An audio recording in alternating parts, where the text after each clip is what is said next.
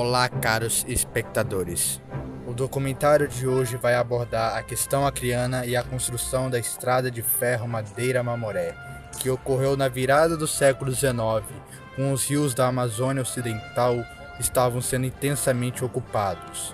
Os seringais produziam enormes quantidades da goma elástica para exportação e os nordestinos continuavam chegando para abastecer de mão de obra o mercado.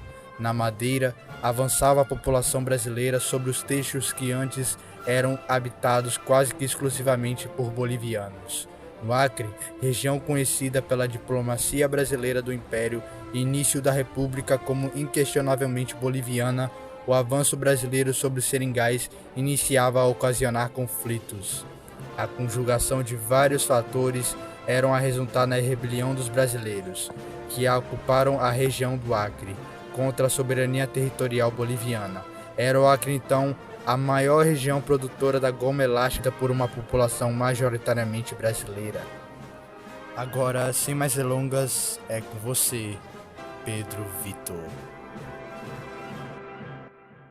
A questão acreana, ocorrida entre 1899 e 1903, foi um conflito territorial entre Brasil e Bolívia, pelo controle da rica região do Acre. Esse impasse foi resolvido com a assinatura do Tratado de Petrópolis, que garantiu ao Brasil a posse do Acre, em troca de compensações financeiras e do compromisso de construir a estrada de ferro Madeira-Mamoré. Em meio à imensidão inexplorada da Amazônia, nasceu um dos projetos de engenharia mais audaciosos e desafiadores do século XX, a Estrada de Ferro Madeira-Mamoré, conhecida como a Ferrovia do Diabo. Entre 1907 e 1912, trabalhadores de todas as partes do mundo enfrentaram a densa floresta amazônica, desbravando rios caudalosos, resistindo a doenças tropicais e desafiando a própria morte para transformar um sonho em realidade. Infelizmente, essa jornada foi marcada por imensas perdas humanas, com milhares de vidas ceifadas pelas duras condições de trabalho, malária, febre amarela e outros perigos ocultos na floresta. Com mais de 360 quilômetros de extensão, a ferrovia foi projetada para escoar a borracha da Amazônia, ligando Porto Velho, em Rondônia, e Guajará-Mirim, na fronteira com a Bolívia.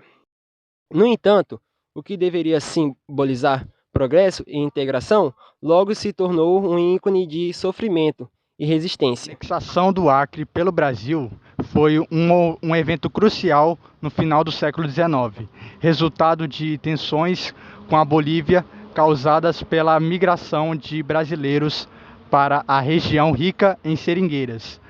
A presença crescente de brasileiros, ela gerou conflitos com o governo boliviano e levou à Revolução Acreana de 1899, onde brasileiros tomaram o controle do território para resolver o conflito. Brasil e Bolívia, eles assinaram o Tratado de Petrópolis em 1903. Pelo tratado, o Brasil ele comprou o Acre por 2 milhões de libras esterlinas e se comprometeu a construir a estrada de ferro Madeira-Mamoré para facilitar o acesso da Bolívia ao Oceano Atlântico. Com a assinatura do tratado, o Acre ele foi incorporado ao Brasil com o território federal e em 1962 elevado à condição de Estado. A anexação marcou uma expansão territorial significativa para o Brasil e teve um impacto profundo na economia nacional devido à exploração da borracha. A Comissão Rondon foi fundamental para a expansão territorial e a integração das regiões remotas do Brasil no início do século X, liderada pelo Marechal Cândido Rondon.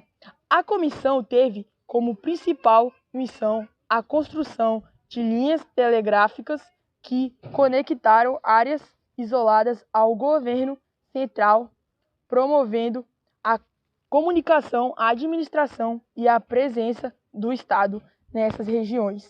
Rondon é lembrado por seu respeito aos povos indígenas, adotando uma abordagem pacífica e integradora, o que contribuiu para a formação do Brasil moderno e para a consolidação das fronteiras nacionais. Condições de trabalho eram extremamente duras, resultando em altas taxas de mortalidade entre os trabalhadores, enquanto comunidades locais enfrentaram a invasão de seus territórios e mudança em seus modos de vida.